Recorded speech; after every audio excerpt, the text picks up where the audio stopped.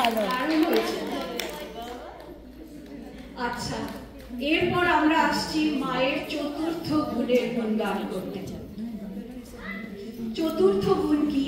এই এক মহিয়সী নারী আমাদের দেশে ছিলেন, যিনি শুধু সাহিত্যিকই নন, তিনি উপজাতিদের জন্য সারা জীবন লড়াই করেছেন।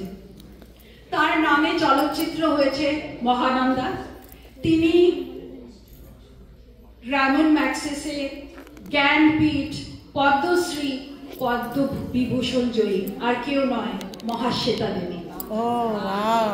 উনার বুদ্ধি রূপ আমার মনে হয় হয়তো মা দুর্গা নিজের কিছু অংশ দিয়ে পাঠিয়েছিলেন পৃথিবীর ভালো করার জন্য। তাই এই বুদ্ধিরূপী মহাশ্বেতা দেবীকে প্রণাম জানাতে আসবে পুবাসা। या देवी सर्वभूतेषु बुद्धिरूपेण संस्थिता नमस्तस्यै नमस्तस्यै नमस्तस्यै नमो